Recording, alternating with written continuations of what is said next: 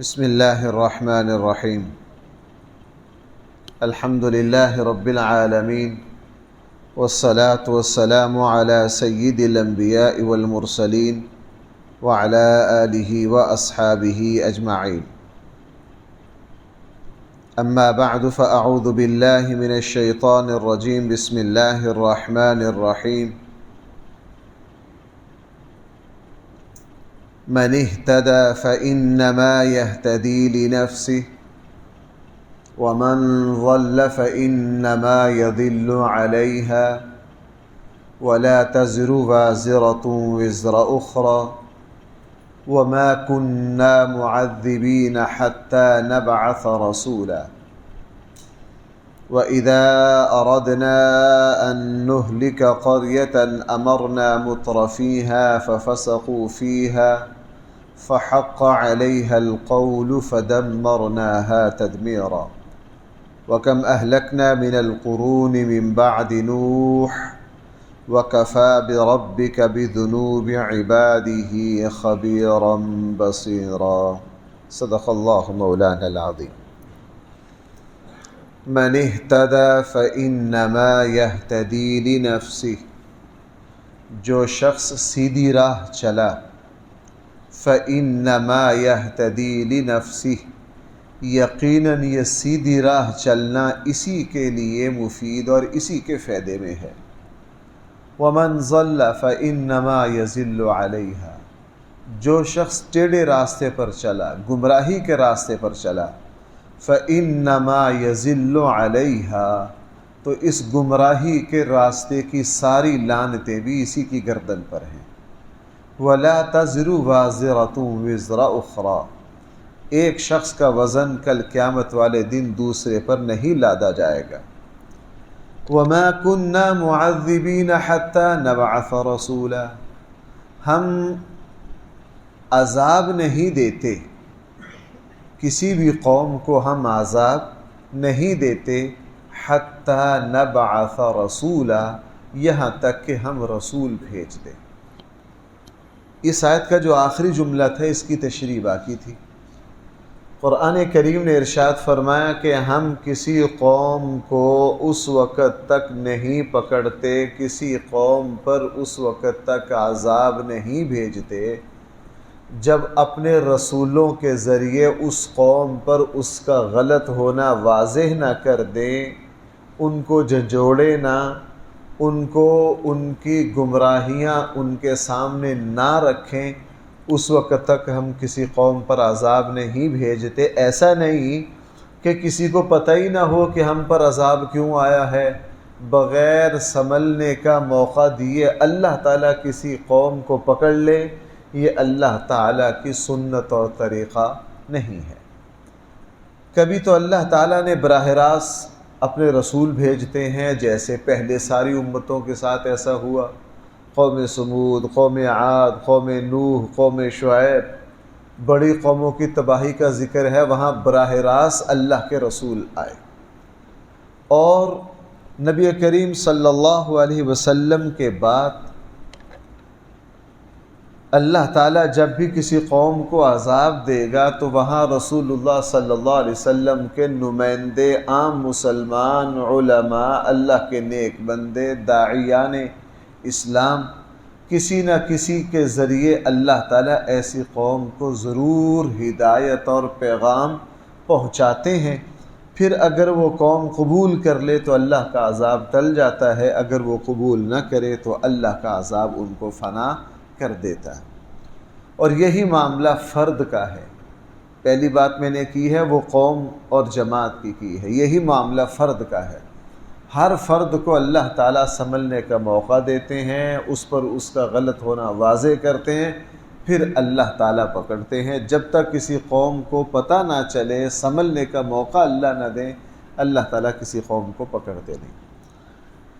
یہیں سے پھر ایک سوال پیدا ہوا اور مفسرین نے یہاں وہ سوال اٹھایا ہے کہ پھر جو چھوٹے بچے ہیں، بھائی کیا ہیں چھوٹے بچے، خواہ وہ مشرکوں کے، کافروں کے، غیر مسلموں کی اولاد ہو، وہ تو اب سنبھلنے کی عمر تک، سمجھنے کی عمر تک نہیں پہنچے، آیا ان کے ساتھ کیا معاملہ ہوگا؟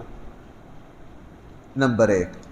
نمبر 2، وہ لوگ جہاں تک انبیاء کی تعلیمات نہیں پہنچی، جیسے اس وقت پوری دنیا کی بہت بڑی آبادی ہے، اس میں بہت بڑی تعداد کافروں کی وہ ہے جن تک انبیاء علیہم الصلاۃ والسلام اور رسول اللہ صلی اللہ علیہ وسلم کا پیغام نہیں پہنچا، آیا ان کو کل قیامت والے دن پکڑا جائے گا کہ نہیں پکڑا جائے گا؟ یہ ایک بڑا علمی اور اہم مسئلہ ہے۔ تقریباً شاید کوئی مفسر ایسا نہ ہو جس نے اپنی طرف سے اس ٹکڑے کی وضاحت کی پوری کوشش نہ کی ہو۔ ہر مفسر نے کوشش کی۔ میں جو علماء کی مفسرین کی ارشادات کا جو حاصل ہے وہ آپ سے عرض کرتا ہوں۔ یہاں 2 مسئلے ہیں۔ پہلا مسئلہ یہ ہے کہ وہ غیر مسلم، اب دنیا میں نے ابھی عرض کیا کہ غیر مسلم جو ہیں ان کی تعداد بہت زیادہ ہے، اربوں میں ہے، اور ان میں بہت بڑی تعداد وہ بھی ہے جن تک اسلام کا پیغام، قرآن کا، رسول اللہ صلی اللہ علیہ وسلم کا پیغام نہیں پہنچا۔ آیا ان کے بارے میں کل قیامت والے دن کیا فیصلہ ہوگا؟ اس میں مفسرین کی 3 رائے ہیں اور تینوں اپنی اپنی جگہ صحیح ہیں۔ بہت سارے مفسرین کی رائے یہ ہے کہ اس معاملے میں سکوت کرنا چاہیے، اس کو اللہ کے حوالے کرنا چاہیے۔ کس کافر تک اسلام کی بات کتنی پہنچی ہے، اس نے کتنی سمجھی ہے یا نہیں سمجھی ہے، یا کسی کافر تک اسلام کی بات پہنچی ہی نہیں، یہ سارے معاملات بھائی کس کے پاس ہیں؟ اللہ کے پاس ہیں۔ تو بہت سارے مفسرین کی رائے یہ ہے کہ اس مسئلے میں خاموشی اختیار کی جائے، اس مسئلے کو اللہ کے حوالے کیا جائے۔ مثلا چائنا کے بہت بڑی آبادی والا ملک ہے، دنیا کی بڑی عظیم ترین آبادی ہے، اور ظاہر ہے ہزاروں لوگ مر رہے ہیں۔ اب جو کافر ہزاروں مر رہے ہیں ان تک اسلام اور قرآن کا پیغام نہیں پہنچا، ان کا کل قیامت والے دن یہ کہیں گے اللہ ہم تک تو آپ کا کوئی رسول نہیں آیا، ہم تک تو آپ کا کوئی نبی نہیں آیا، تو ان کا کیا فیصلہ ہوگا؟ بھائی اس کو کس کے حوالے کیا جائے گا؟ اللہ کے حوالے کیا جائے گا۔ مفسرین کی ایک رائے یہ بھی بڑی احتیاط پر مبنی ہے۔ یہاں جتنی میں آراء ذکر کروں گا وہ سب دلائل اور پوری ذمہ داری پر مبنی ہے۔ دوسری رائے یہ ہے، اس کو بھی کچھ اہل علم نے ذکر کیا ہے، وہ یہ کہ اللہ تعالیٰ کے علم میں ہے، بھائی ذرا سا باتیں تھوڑی سی باریک ہوں گی، اس پر توجہ رکھیے۔ اللہ تعالیٰ کے علم میں ہے کہ ان میں سے کون شخص ایسا تھا کہ اگر اس تک رسول اللہ صلی اللہ علیہ وسلم قرآن کی تعلیمات پہنچ جاتی یہ قبول کر لیتا، اور کون قبول نہ کرتا۔ اللہ تعالیٰ بھائی اس کو جانتے ہیں کہ نہیں؟ اللہ تعالیٰ اپنا جو غیبی علم ہے اس کے مطابق فیصلہ کریں گے کہ ساری انسانیت میں سے یہ لوگ ایسے ہیں، اگر ان تک نبی کا کوئی نمائندہ پہنچ جاتا تو یہ اس کو ضرور قبول کرتے، ان کا مزاج ایسا تھا۔ اور یہ دوسرے ایسے ٹیڑھے مزاج کے تھے کہ ان تک اگر اللہ تعالیٰ کے رسول یا رسولوں کے رسول نمائندے کوئی حق کا پیغام لے کر آتے، یہ اس کو قبول نہ کرتے، تو اللہ تعالیٰ اپنے علم کے مطابق فیصلہ کرے۔ یہ جو دوسری رائے ہے یہ بھی پہلی ہی رائے کا حصہ ہے، لہٰذا اس کو الگ شمار کرنا نہیں چاہیے۔ میں ان دونوں موقفوں کو ایک ہی سمجھتا ہوں۔ اب دوسرا موقف کیا ہے؟ دوسرا موقف یہ ہے کہ اللہ جل جلالہ نے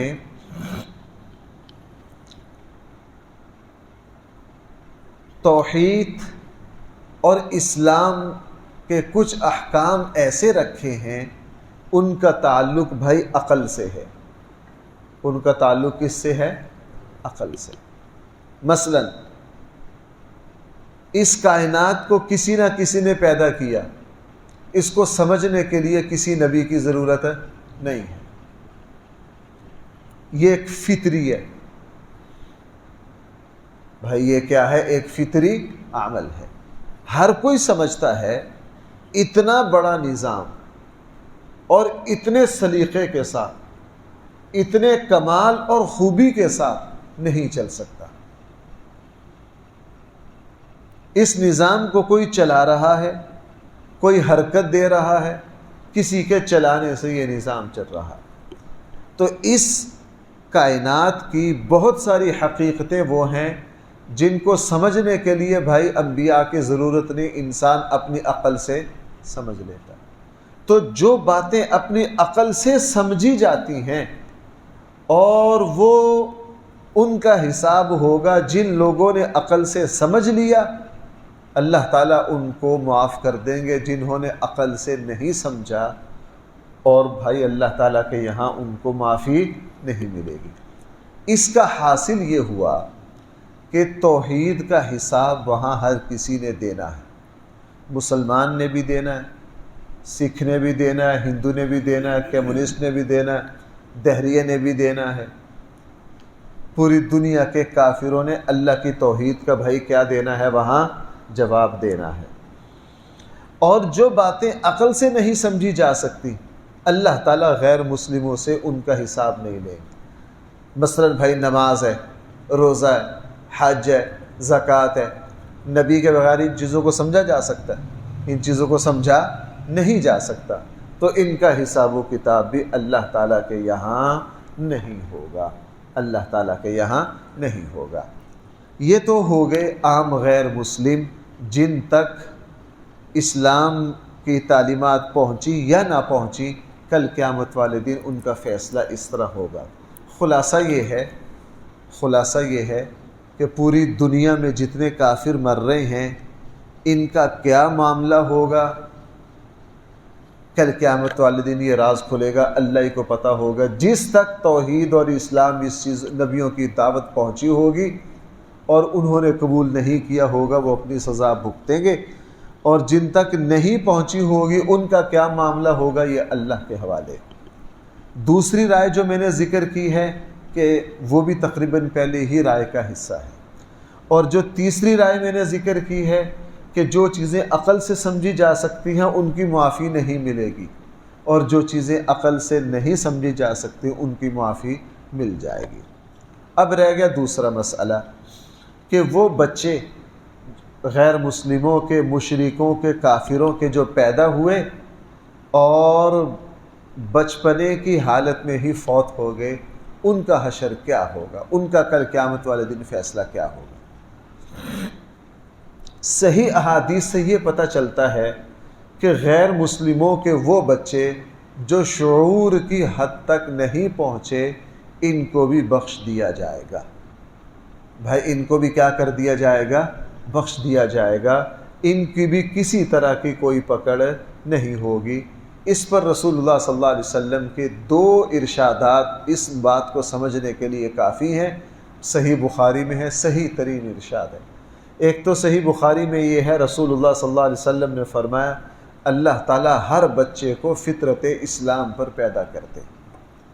اللہ تعالیٰ ہر بچے کو بھائی کس پر پیدا کرتے ہیں؟ فطرت اسلام پر۔ پھر اس کے ماں باپ، اس کے معاشرے کا ماحول اس کو یہودی، عیسائی، مجوسی، غیر مسلم بناتا ہے، وگرنہ ہر بچہ فطرت اسلام پر، فطرت توحید پر پیدا ہوتا ہے۔ یہ حدیث صحیح ہے، صحیح بخاری میں کل مولود یولد علی الفطرہ۔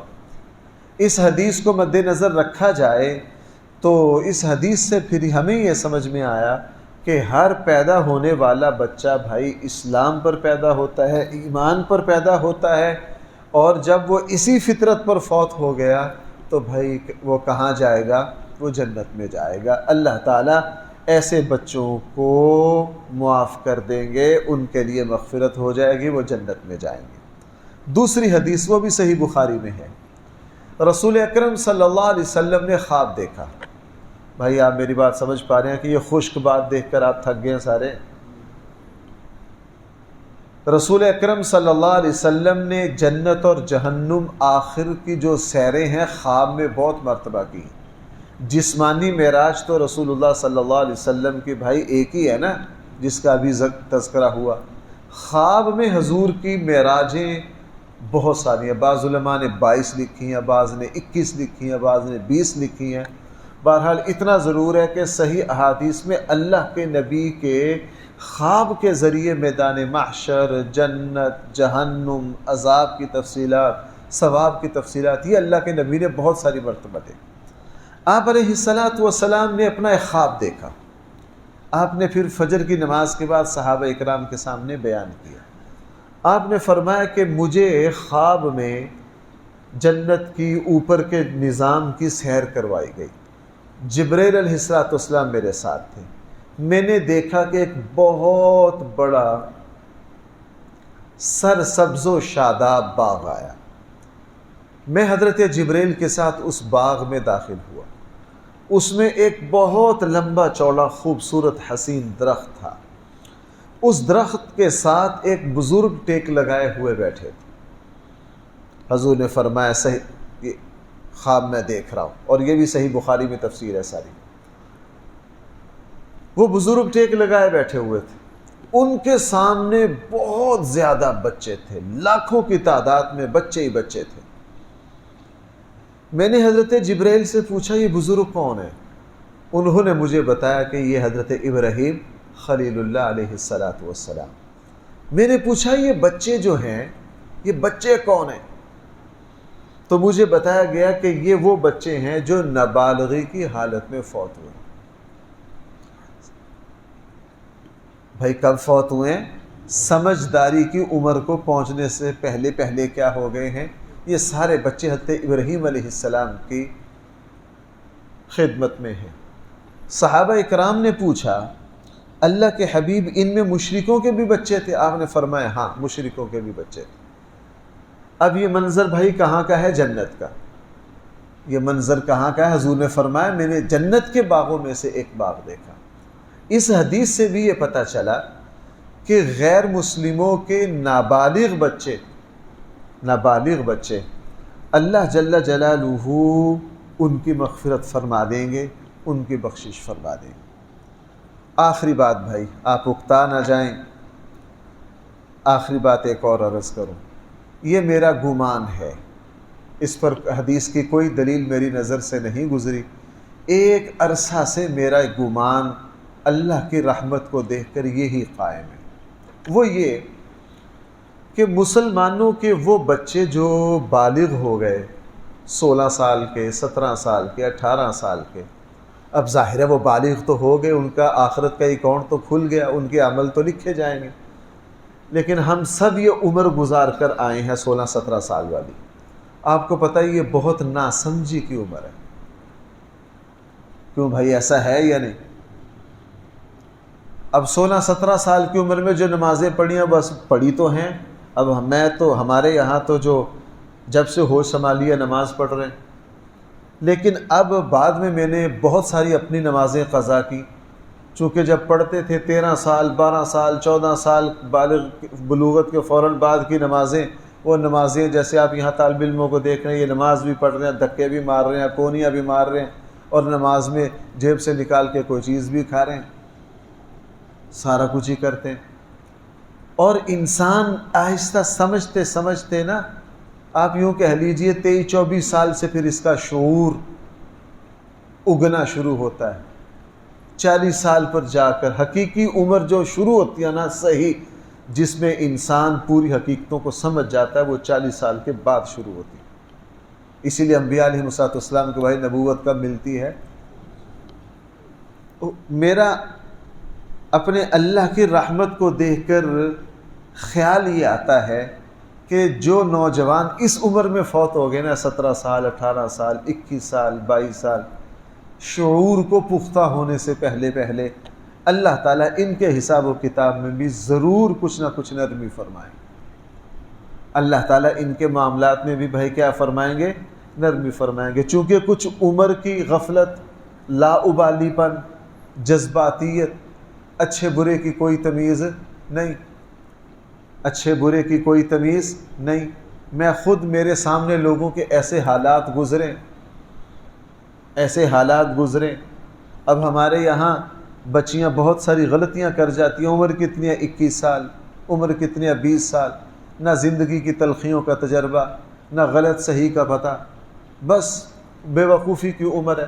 جو حدیث میں ہے الشباب شعبۃ من الجنون، کہ جوانی بھی بے وقوفی کا ایک شعبہ ہے.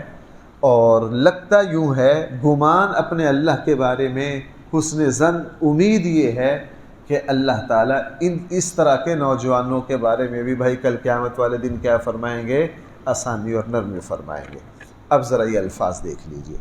فرمایا وما کننا معذبین، ہم عذاب دینے والے نہیں ہیں، حتی نبعث رسولا، یہاں تک کہ ہم اپنے رسولوں کو بھیج دیں. رسول اصطلاحی بھی ہو سکتے ہیں اس آیت میں، اور رسول لغوی بھی ہو سکتے ہیں. اب اصطلاحی رسول تو نبی کریم صلی اللہ علیہ وسلم اور آپ سے پہلے بہت سارے رسول ہیں، لیکن اللہ کے نبی کے بعد اصطلاحی رسول تو کوئی نہیں ہو سکتا، لغوی ہو سکتے ہیں. میں اور آپ بھی لغت کے اعتبار سے حضور علیہ السلام کے رسول ہیں. رسول کا معنی ہوتا ہے پیغام پہنچانے والا. تو جو شخص بھی کوئی واعظ و نصیحت، اچھائی کا حکم، برائی سے منع کرتا ہے، وہ لغت کے اعتبار سے رسول اللہ صلی اللہ علیہ وسلم کا رسول اور نمائندہ ہے. اللہ تعالی ہم سب کو صحیح فہم عطا فرمائے. الحمدللہ رب العالمین، والصلاة والسلام على سید الانبیاء والمرسلین وعلى آلہ وصحبہ اجمعین. ربنا آتنا فی الدنیا حسنہ وفی الآخرۃ حسنہ وقنا عذاب النار. صلی اللہ تعالی علی خیر خلقہ سیدنا و مولانا محمد وآلہ وصحبہ اجمعین.